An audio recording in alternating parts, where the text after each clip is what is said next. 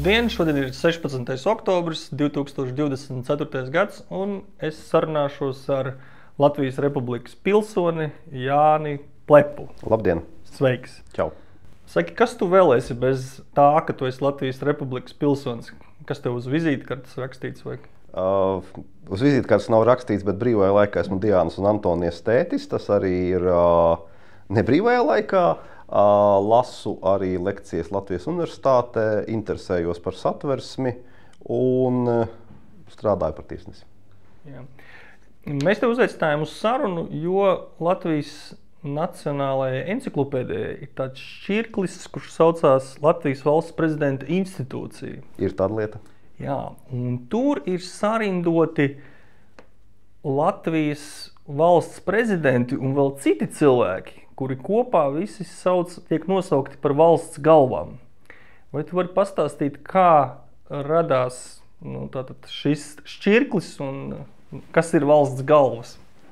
Enciklopēdijā jābūt visam svarīgākajam, un droši vien informācija par valsts prezidentu ir viena no lietām, ko cilvēki meklē. Mēs zinām, ka skolās ir tā prezidenta fotogrāfiju plakāts redzams, un attiecīgi arī vēstures grāmatās ir tradīcija, droši vien sekojot amerikāņu paraugam, tur uzskaitīt prezidentus.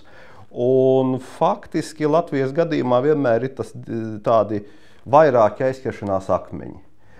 Viens aizķeršanās akmenis ir par Kārlu Ulmani. Bija vai nebija prezidents īsts. Tad ir aizķeršanās akmenis ap 90. gadu sākumu. Kas tad bija valsts galva?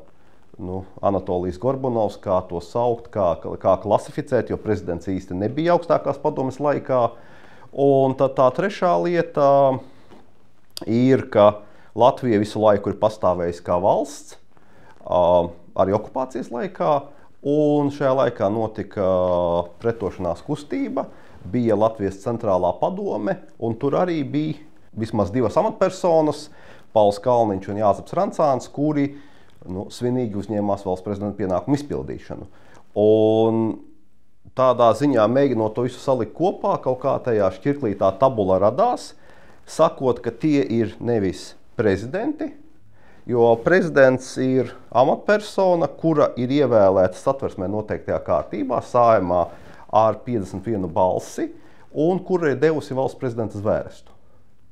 Tad mēs varam skaidri zināt, ka tas ir prezidents. Savukārt, gan Kārlis Ulmanis, gan Anatolijs Gorbunovs, gan Pauls Kalniņš un Jāzeps Rancāns Saeimā nebija ievēlēti, un kaut kā vajag to bildi salikt kopā. Un tā ideja, kāpēc tiek lietots varbūt šis jēdziens valsts galva. Valsts galva ir juridiski tāds neitrālāks apzīmējums, jo katrai valstī ir vajadzīga augstāka amatpersona. Un tas nāk vēl no monarhiju laikiem, kur neapšaubāmi monarhs bija tas pats galvenais, un tad attiecīgi visa valsts faktiski izrietē no monarha, kā kāds lieliskais Ludvigs teica, ka valsts tas esmu es. Un tad, kad sākās republikas, vienkārši monarhu aizstāja ar prezidentu. Un tas faktiski ārkārtīgi būtiski ir divos gadījumos. Viens ir starptautiskā saziņa. Lai jūs runātu ar valsti, jums vajag zināt, kuram piezvanīt. Kurš ir tas, kurš valsts vārdā pacels telefonu un atbildēs. Un iekšpolitiski tas ir jautājums, kurš jūs apsveiks valsts svētkos un jaungadā. Un faktiski tā augstākā amatpersona, kura šo apsveikumu veids iekšpolitiski un ārpolitiski atbild uz citu valstu vadītāju zvaniem, ir valsts galva. Un tādā ziņā tad man šķiet, ka tas ļauj tehniski tīri vienkārši salikt mūsu valstisko un pietiekami sarežģīto vēsturi. No kura laika tiek lietots tāds apzīmējums, un kad parādās šis saraksts, tāds kāds viņš tagad ir? Latvijas gadījumā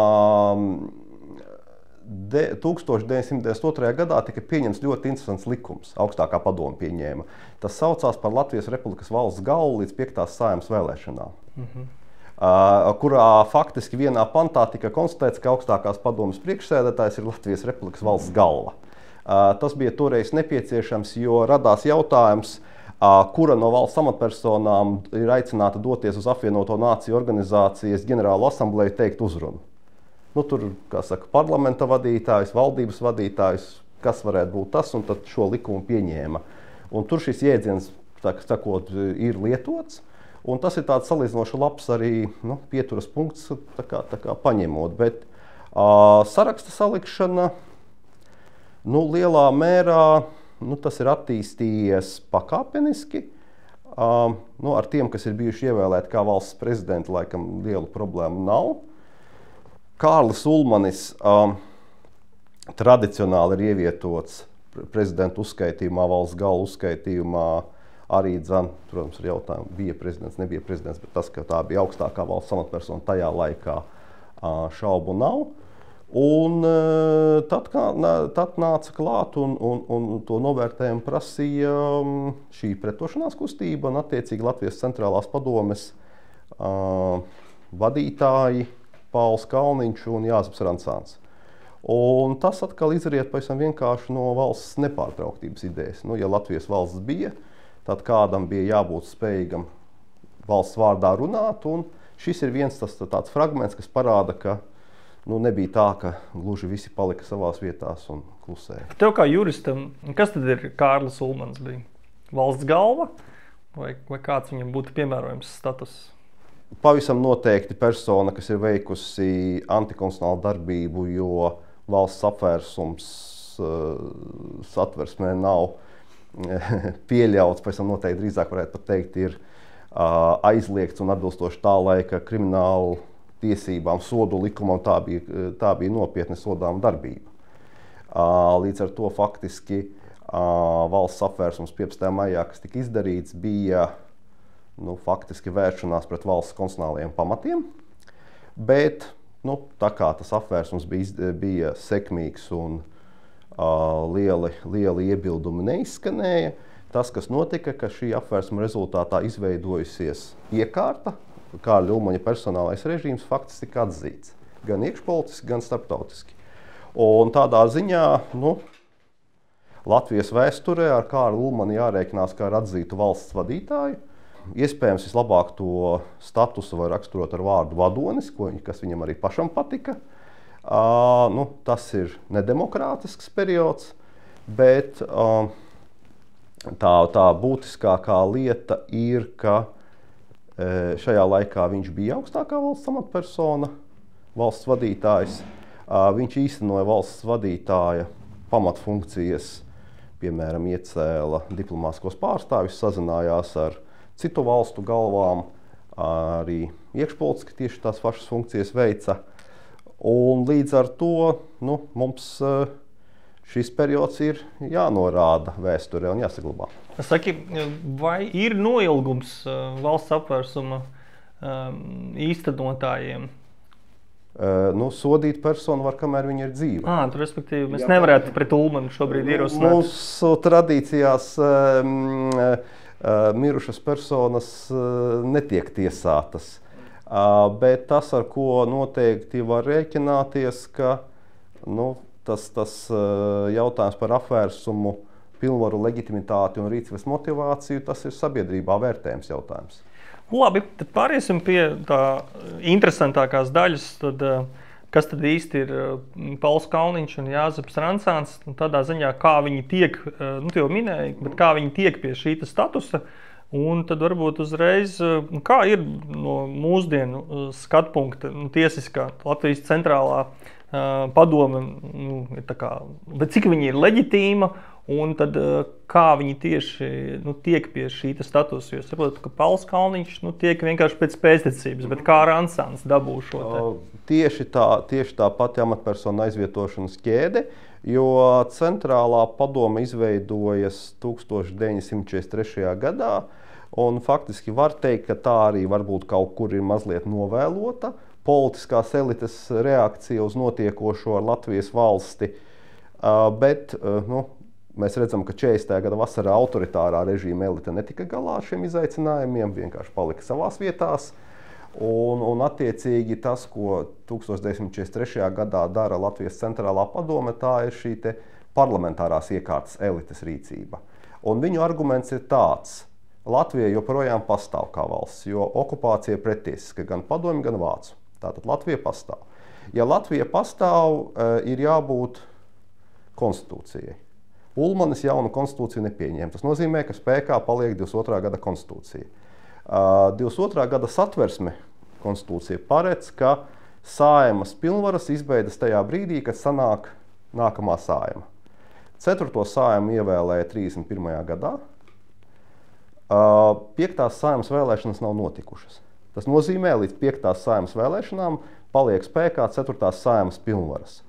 Atbilstoši satversmei spēkā paliek arī Saeimas prezidija pilnvaras. Viņiem jāstrādā, kamēr atnāk nākamā, šajā gadījumā 5. Saeima un ievēl jaunu prezidiju. Līdz ar to Saeimas priekšsēdētājs Pauls Kalniņš, 4. Saeimas priekšsēdētājs Pauls Kalniņš ir amataisošs, un līdzīgi amataisoši ir viņa biedri. Tā saucamie žargonā var teikt vicespīkeri. Pirmais biedrs advokāts Kārlis Pauļuks, un otrais biedrs bīskaps Jāzeps Rancāns. Un faktiski tā kā Ulmanis nav tajā laikā vairāk Latvijas teritorijā, šīs divas amatpersonas, šīs 3 amatpersonas ir atbilstoši satversmei tās, kas ir pamata augstākas. Un tad attiecībā uz Paulu Kalniņu Latvijas centrālā padome ļoti vienkārši skatās, ka satversme paredz, ka, ja valsts prezidenta nav, vai viņš ir aizkavēts pildīt savus pienākumus, Saeimas priekšsēdētājs to dara. Un tādā veidā Paula Kalniņa iesaistīšana centrālajā padomē viņiem ir vajadzīga, lai piešķirtu šo leģitimitāti. Tātad no formāli, no satversmes puses raugoties, tā struktūra ir labi nopamatota. Jautājums drīzāk varētu būt par viņu ietekmīgumu. Cik viņi faktiski ir ietekmīgi sabiedrībā. Bet no formālās puses viņu arguments ir pietiekami smags. Proti, viņi saka, ka viņi turpina 4. Saeimu. Viņu mērķis ir atjaunot reāli Latvijas neatkarību, demokrātisku Latviju, un viņi strādās, lai sagaidītu 5. Saeimas vēlēšanas. Mēs zinām, kad notika 5. Saeimas vēlēšanas 1993. gadā. Tā kā tas varētu būt Viktorīnas labs jautājums, visgarākais parlaments Latvijas vēsturē. Tad sanāk, ka arī visgarāko termiņu kā valsts galva ir pildījis Rancāns. Jā, tur sanāk no brīža, 22 gadi, ja, kaut kur. No brīža, kad viņš formāli uzņēmās 1947. gadā līdz nāves brīdim. Tad 22 gadi, vai 21.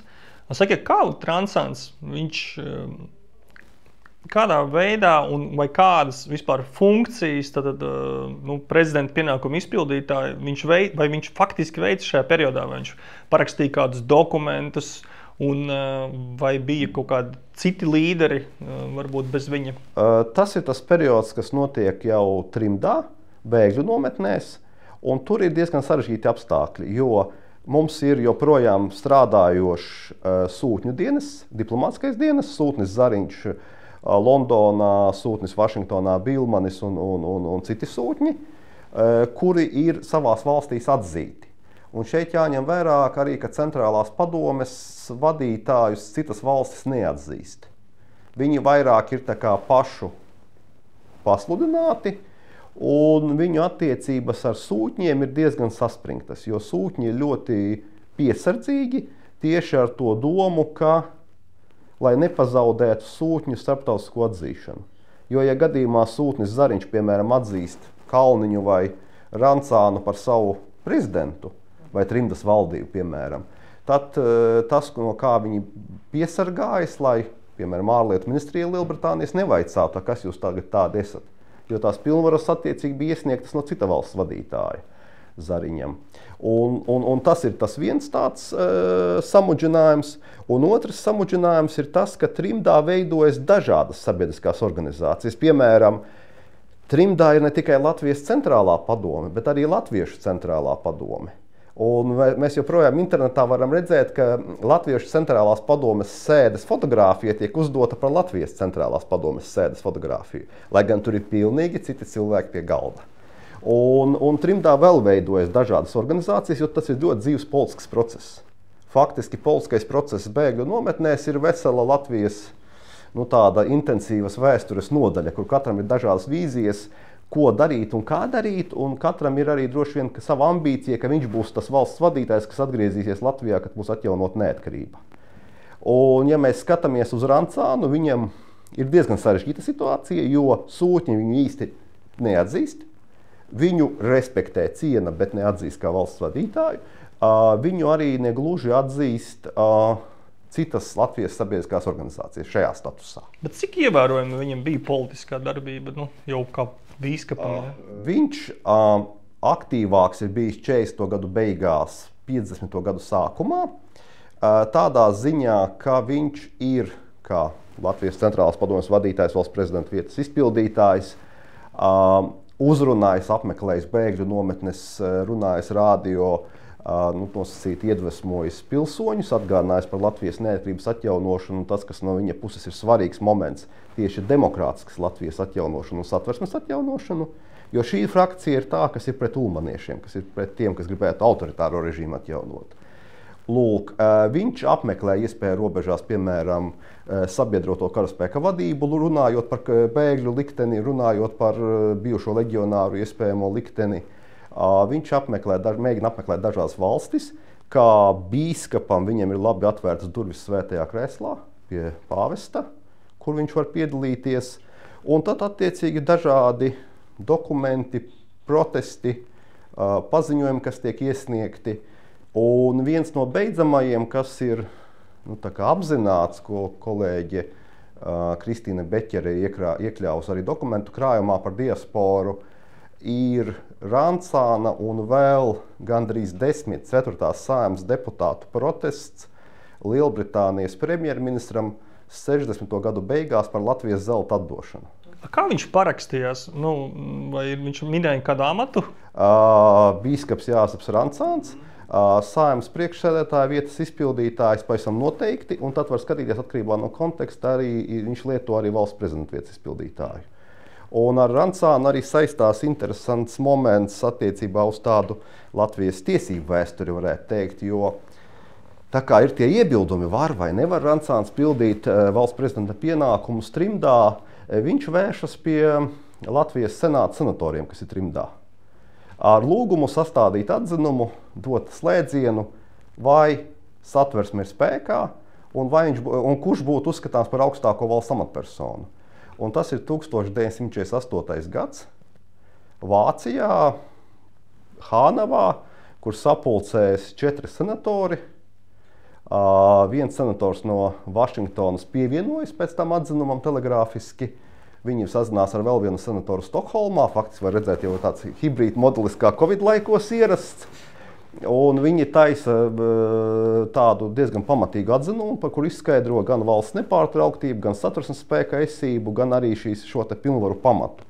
Un tas, kas ir interesanti, piemēram, no šī viedokļa, jūs varat iedomāties, droši vien tas varētu būt diezgan labs arī tāda detektīvs stāsta sižets, ka jūs iedomājaties pēckara Vācijā sagrautajā to viesnīcas, nezinu, vai restorāna turētāju, pie kura pulcēs padzīvojuši kungi, kur ir okupētas valsts, likvidētas augstākās tiesas bijušie tiesneši, un kuri neizdomā varbūt par tekošo momentu, bet ļoti augstos toņos spriež un diskutē par satversmes jautājumiem. Un man šķiet, mēs ar čehu kolēģiem esam runājuši, ka kaut kas līdzīgs varētu būt bijis Čehoslovākijā pēc Vācu okupācijas, kur vācieši neuzreiz saprata, ka vajag likvidēt konstitucionālo tiesu. Toreiz 30. gadu beigās. Un vēl kādu laiku konstitucionālās tiesas tiesneši turpināja privāti pulcēties dzīvokļos un izspriest lietas. Tad tie ir mūsu konstitūcijas tumšie gadi, ja? Es teiktu, tas ir sarežģīts politisks laiks, bet par konstitūciju runājot varētu būt diezgan gaišs laiks, jo šis ir brīdis, kad konstitūcija kļūst par simbolu. Jo satversmē, jāsaka, bija sliktas sabiedriskās attiecības. Visi uzskatīja, ka pie visām problēmām vainīga satversme, jāraksta jauna. Tajos 20. 30. gados, 34. gadā gandrīz vai izmesta vēstures plauktos. Un parasti jau neatdzīvojas konstitūcija pēc tādiem sarežģītiem dzīves sākuma gadiem. Bet tieši gan Nacionālā pretošanās kustība šeit pat uz vietas, gan partizāni, gan centrālā padome, gan arī trimda un sūtņi, viņiem uz kaut ko jāatsaucas, par ko mēs esam, ko mēs gribam sasniegt. Un vienkāršākais, uz ko var atsaukties, ir satversme, tās pirmie panti, ka Latvija ir neatkarīga demokrātiska republika, suverēnā vara pieder Latvijas tautai, un tad tieši šajā procesā sākas tā lieta, ka Satversme kļūst par tādu kā simbolu. Kur tad ir oriģināls Satversmes? Tur trimdā kaut ko? Satversmes oriģināls ir tie visi dokumenti, pareizāk, Satversmes oriģināls ir tā publikācija, kas ir bijusi kā oficiālais teksts valdības vēstnesī, un tur ir tā ideja, ka konstitūcija nav nekas tāds ekskluzīvs vienā eksemplārā pastāvošs. Tam konstitūcijas tekstam, tāpat kā jebkura likuma tekstam, ir jābūt pieejamam. Un ja mēs, piemēram, iedomājamies, kā tā laikā tās avīzes lika, Burtliči bija, kas salika to visu. Un ja Burtlicis būtu nokļūdījies saliekot likuma tekstu, tā kļūda arī būtu likums. Jo likums ir tikai tas, kas ir nodrukāts. Jo nevar būt tā, ka jums ir tiešām ekskluzīvs slepens likums. Un tādā ziņā tas teksts ir pieejams un redzams, un katrs var pārbaudīt, kurā vietā kāda kļūda radusies, piemēram, arī. Okay. Nu, pāriesim pie mūsdienām, tad nāk tā kā mūsdienu prezidentūras periods. Kā tu teiktu, ar ko atšķirās mūsdienu prezidenti, pēc kā viņi izpilda savas funkcijas, varbūt kuras tiesības viņi vairāk izmanto, salīdzinot ar prezidentiem pirms Otrā pasaules kara, vai ir atšķirības, kā tu teiktu? Atšķirības ir, un atšķirības ir tajā, ka es domāju, ja Čakstas tēvam parādītu, ko dara mūsdienu prezidents, viņš būtu diezgan pārsteigts, un es domāju, ka tie, kas Satversmes sapulcē cīnījās pret stipro prezidentu, teikt, ka Satversme tiek pārkāpta. Jo tajā laikā prezidents patiešām, dikti daudz ko nedarīja iekšpolitikā. Faktiski prezidents centās distancēties, neiejaukties iekšpolitikas procesā, kaut vai, piemēram, valdības veidošana. Čakstas tēvam bija princips. Saeimā jāatrod šis vairākums, pašiem jāatrod šis vairākums. Un tad, kad pie viņa nāk teikt, ka mums ir vairākums, viņš prasa divus jautājumus. Cik jums ir balsis un kurš ir ministra prezidents? Bet Satversme jau tā pati, ja? Tad tā ir tradīcija? Satversme ir tā pati, neviens burts nav grozīts, bet mainās tradīcija, vai tā ir tā priekšrocība, kā šis dokuments ir ticis lasīts. Un es teiktu, ka sākot no Gunta Ulmaņa laikiem, jo ļoti izteikti Vairas Vīķes Freibergas laikā prezidents, izmantojot iespēju, iegūst arvien lielāku svaru politiskajā sistēmā. Ko varbūt arī objektīvi var izskaidrot, ņemot vērā ilgstošo politisko partiju un parlamenta nepopularitāti sabiedrībā. Jums vajag kādu, kam uzticēties. Un uzticēties vienam cilvēkam ir vienkāršāk laikam nekā uzticēties vairāku cilvēku grupai. Tad daudz, tā vienkāršiem vārdiem var teikt, ka mūsu laiku prezidenti ir politiski daudz ietekmīgāki par nopietnāki spēlētāji. Jā. Nopietnāki spēlētāji un piemēram, gan Valda Zatlera ierosinātā Saeimas atlaišana ir droši vien lieta, kas piemēram, Alberts Kviesis nevienu veto neuzlika. Nenosūtīja nevienu likumu otrreizēji caurlūkošanai. Mūsu dienās tā ir ierasta prakse, un ja prezidents neizmanto veto tiesības, nesūta likumus otrreizēji caurlūkošanai, sabiedrība jau prasa. Kas notiek? Kāpēc nav veto? Kā tu teiktu, kad ir notiek prezidenta vēlēšanas Saeimā, tiek pieteikti kandidāti uz šo amatu?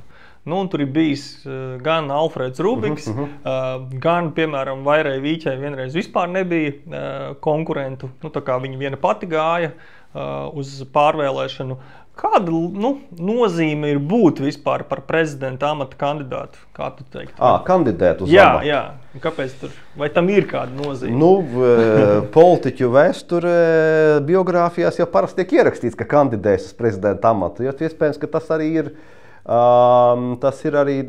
personisks ambīcija vai pārliecības jautājums. Faktiski tas, ka ir konkurence uz augstākajiem amatiem, ir veselīgi un normāli, jo tā ļauj veidot sarunu par vērtībām, un neizbēgamā kārtā, es kaut kad esmu par to domājis, katrs no prezidentiem kaut ko parāda par mums kā sabiedrību. Ja mēs saliekam visas prezidentu sejas kopā, kas ir tagad bijušas šajos 30 gados pēc valsts neatkarības atjaunošanas, mēs varam iegūt diezgan labu mūsu kā sabiedrības portretu, jo Neviens prezidents nenokrīt no Marsa un neparādās bez kāda pamatojuma. Ir jāiegūst šī 51 balss vismaz, un lai šo balsu iegūtu, jums vajag kaut kādus argumentus vai apsvērumus, kāpēc 51 deputāts par jums nobalso. Un tur tad attiecīgi tā sajūta par mums kā sabiedrība arī var tā kā mazliet nolasīties. Un kas ir labi parlamentārā vēlēšanu sistēmā? 51 balss gan ir pamats, bet tāpat parlamentārās vēlēšanu sistēmas parlamentārisma jēga faktiski ir kompromiss un virzība uz centru. Respektīvi, radikāliem, varbūt malējiem viedokļiem parasti ir tendence negūt vairākumu, un tas vairākums kaut kur formējas uz centra pusi. Un tādā ziņā parasti ir tas stereotips, ka spožas personības ievēl prezidenta amatā tiešās vēlēšanās.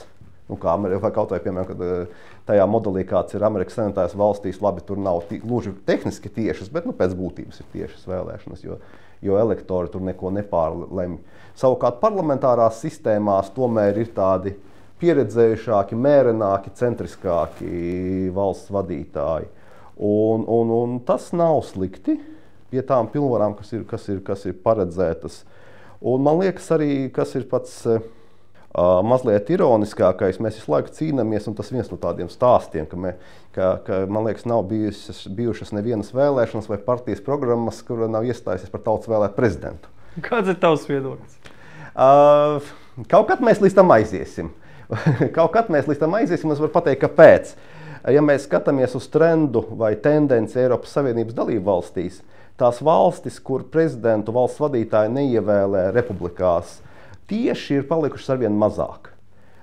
Faktiski tikai Latvijā, Maltā un Ungārijā prezidentu vēl parlaments.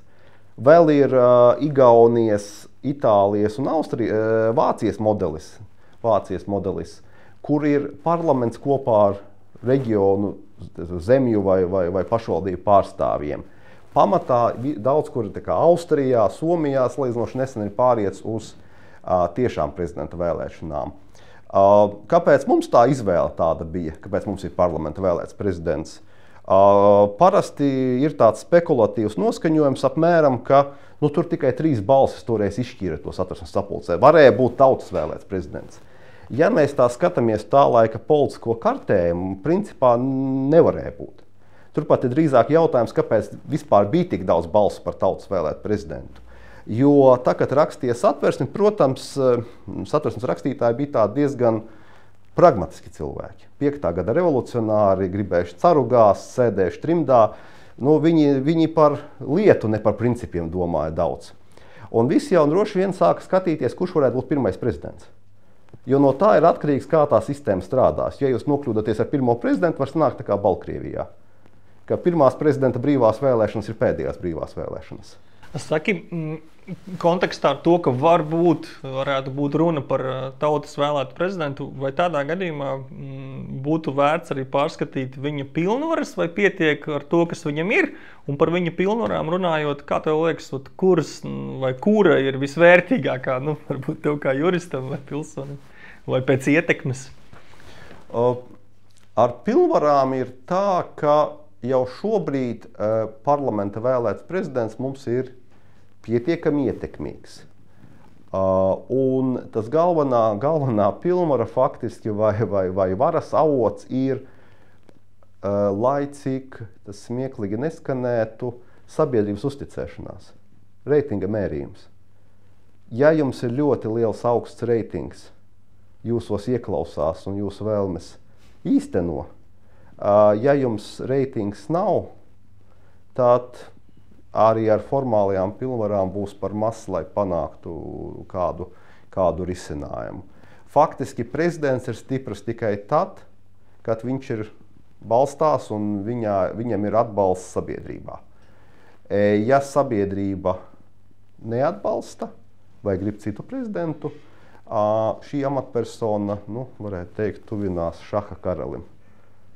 Okay. Tad mazāk tagad nopietni jautājumi beigās varbūt. Ko tev visbiežāk prasa par prezidentiem? Kāds ir tāds? Un kurš ir varbūt tāds stereotips visbiežākais, ar kuru tu saskaries? Kur tev vienmēr jāstāsta, tā nav. Laikam jau tas garais stāsts par Kārli Ulmani, kā viņš kļuva par valsts un ministru prezidentu. Tas ir tāds diezgan populārs jautājums, un tur ir laikam pat divi radikāli viedokļi. Viens viedoklis ir tāds, ka bija īsts prezidents un gar vēsturi nevajag grābāties. Un otrs viedoklis, ka diktators, uzurpators un jāņem nost portrets no visām vēstures grāmatām, no visa. Un te atkal man liekas, ka tādi galējības nav tas labākais risinājums, un tas sabalansēts stāsts ir, ka mēs redzam to bildi abās krāsās. Amerikāņiem ir tas Rushmore kalns, kur tie 4 prezidenti ir. Jā, Ko mēs Zvārtas iezīja varētu? Kā tev liekas, kurus 4 mēs varētu Zvārtas iezīt par tā? Tā kā to kalnu kala, tur laikam tekošo prezidentu arī iekala Teodoru Rooseveltu, ja nemaldos, maz tā kā ieplānoja. Tad varētu izvēlēties atlikušos 3. Čakste noteikti kā pirmais un tāds simboliskais etalons. Noteikti Vairavīķa Freiberga ar milzīgu fundamentālu nozīmi. Un atgādinājumam par to, ka valsts jāuztur arī sarežģītos laikos Jāzeps Renesans. Saki, ja cilvēks gribētu tā palasīt par kas tas ir būt par valsts prezidentu, vai tu varētu ieteikt kādu, vai filmu vai literāro darbu, kurš sniegtu tādu priekšstatu par to, kā ir būt prezidentam, neskaitot Rinkēviča kunga Instagram kontu, ko tu varētu ieteikt? Tas konts ļoti labs. Bet neskaitot. Mēs ar meitu sekojam līdzi vecāko. Bet neskaitot, jā. Bet es teiktu, ka ir viena ļoti izcila grāmata, godīga grāmata par šo visu, Vaclava Havela atmiņas. Čehijas pirmais prezidents, pēdējais Čehoslovākijas prezidents, viens no lielajiem reģionu intelektuāļiem. Un viņš ir uzrakstījis atmiņu grāmatu uz pili un atpakaļ. Tā sakot, kā tikt pilī un kā no pils iziet, jo tās abas lietas ir svarīgas. Ja mēs te runājam par prezidenta amata kandidātiem, ka varētu šķist, ka svarīgi ir domāt, kā tikt pilī, bet tikpat svarīgi ir domāt, kā tikt no pils ārā. Respektīvi, jo slikt laikam ir tas prezidents, kas nedomā par bildi vēstures grāmatās. Un Havela grāmata tādā ziņā ir izcila, gan par to, kā viņš strādā ar savām runām, gan par to, kā viņš lamā savus padomniekus, ka viņi netiek galā, gan par to, kā viņš mokās ar saviem premjerministriem. Tādā ziņā, es teiktu, godīga un ārkārtīgi aizrautīgs stāstījums, redzējums par to, kas nozīmē būt prezidentam. Kur tu no Latvijā zināmiem vai nezināmiem publiski cilvēkiem gribētu redzēt kā kandidātu uz prezidenta amatu? Labs jautājums. Ja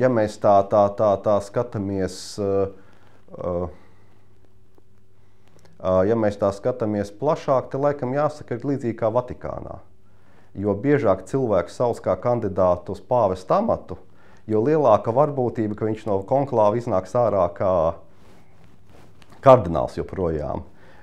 Respektīvi, tāda sabiedrības vai arī, teiksim, tā kā mans vērtējums, kurš varētu būt kandidāts, tas ir tāds vairāk personisko sajūtu, tāds skatījums, bet man jebkurā gadījumā šķistu, ka jau ļoti tuvu ir laiks, man šķiet, arī vēl vienai sievietei. Un mums ir ļoti spēcīgas sievietes publiskajā diskusiju telpā, kuras runā, izsaka viedokļus, un faktiski jāteic arī, ka es pat tikai brīnos, kāpēc mums līdz šim tikai viena sieviete prezidenta ir bijusi.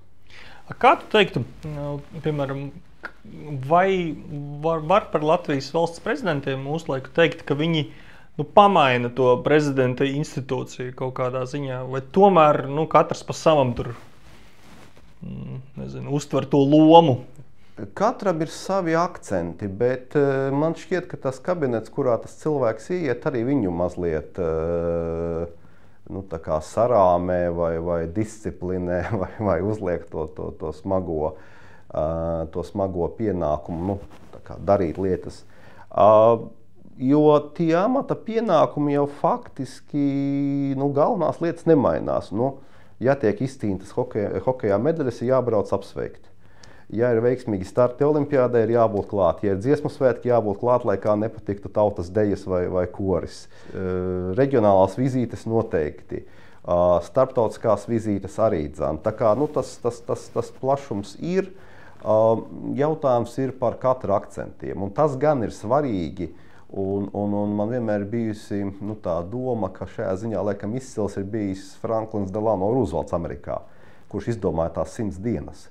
Respektīvi, tā kā nāk amatā, jau ir programma, ko es gribu izdarīt 100 dienās.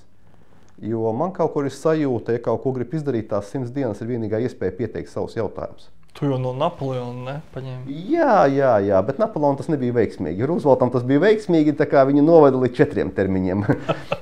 4 termiņiem Baltajā namā, kas šobrīd liekas neiespējami, bet tas bija 30. gados. Tā kā Rancāns gandrīz. Jā, un viņš arī amatā nomira un pēc tam konstitūciju gan nogrozīja. Un te atkal var redzēt tādu interesantu lietu, ka toreiz Vašingtonam piedāvāja kandidēt uz 3. termiņu. Viņš teica, ka nē, 2 termiņi ir pietiekami, ja uz 3. termiņu, tad tas ir diktators. Kā tev liekas, vai ir tāds prezidentu čats WhatsAppā, kur viņi sarakstās valsts galvas savā starpā?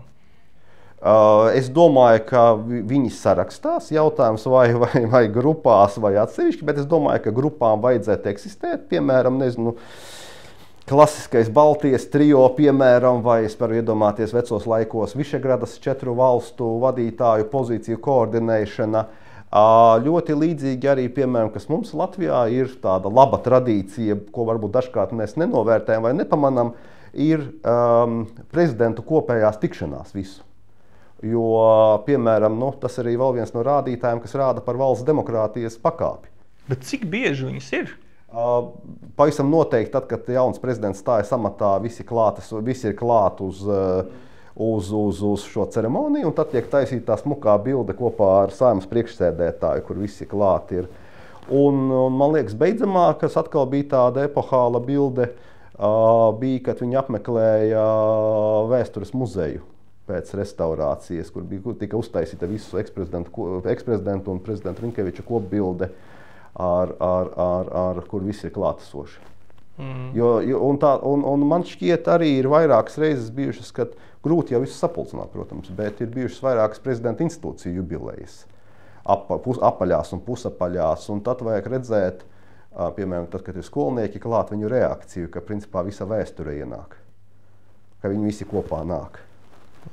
Un tas ir atkal tāds, piemēram, ja mēs iedomājamies, ka šajā laikā Baltkrievijā ir bijis tikai joprojām viens un vienīgais prezidents, tad mēs esam tālu tikuši. Tā kā prezidents pilda tādu arī reprezentatīvo funkciju, un viņam jāsatās arī smuki. Kā tev liekas, kurš ir smukākais Latvijas prezidents, kāds mums ir bijis? Man šķiet, ka sievietēm atkal ir ļoti grūti, jo kaut kā mēs kā sabiedrība esam mazliet divkosīgi. Mēs tā kā no vienas puses sagaidām un pieprasām, lai dāmas ir elegantos tērpos ar frizūrām, un pret kungiem mēs esam diezgan iecietīgi. Un no otras puses, ja tas ir gan frizūra, gan elegants tērps, tad mēs sākam interesēties, cik tas izmaksā, kurš par to maksā, un vispār vai tas ir vajadzīgs, un tas jau ir pārmērīgi. Tur ir šī lieta. Un tāpēc varbūt tas ir tas stāsts, ka šķiet, ka mūsu sabiedrībā sievietei būt par valsts vadītāju ir pietiekami grūti tomēr. Tu pats kandidātu par valsts prezidentu? Pasarg Dievs. Man ir bijusi privilēģija un laime būt vairāk valsts prezidentu padomniekam. Varbūt es kādreiz gribētu uzrakstīt padomnieku atmiņas. Bet tur jāsagaida, lai iestājas visi noilgumi. Pēdējais jautājums. Kā tu teiktu, kāpēc Latvija ir labākā valsts pasaulē? Ļoti vienības dēļ man šķiet, ka ja mēs kaut ko ļoti gribam un daram, mēs varam izdarīt ļoti daudz ko. Un, piemēram, ja pats uz sevi atskatos, pirms 24 gadiem es šķiet apbraucu ar vilcienu no Daugavpils Bija līdzīgs Rīgas karte, kur es meklēju, kur atrodas juridiskā fakultāte. No stacijas ļoti tālu aiziet pa Raiņa bulvāri. Un, apņēmība bija studēt un darbojoties un rosoties, mēs jau toreiz 4. kursā uzrakstījām mācību grāmatu konstitucionālās tiesībās ar kursabiedriem. Tas viens arguments mans personiskais, ka šeit ir joprojām ļoti daudz iespēju, un tas, par ko es pat mazliet pārdzīvoju, ka mani studenti neraksta. Es vienmēr viņus cenšos pamudināt, taču uzrakstiet, ka man nav taisnība, vai ka tas raksts ir aplams. Visi kaut kā kļuvuši tādi ļoti pareizi, picīgi. Vajag gribēt vairāk un darīt vairāk. Ko tu novēlētu esošajam prezidentam viņa prezidentūras termiņā? Saglabāt līdzinējo humoru izjūtu. Jo tā ir viena no labākajām lietām, kas ir. To visu, kas notiek, redzēt mazliet ironiski un veselīgi skeptiski. Paldies Jānim Plepam par sarunu. Un varbūt kādu dienu mēs iesim uz vēlēšanām vēlēt valsts prezidentu kā pilsoņi. Nesteigsimies. Jā, paldies. Paldies.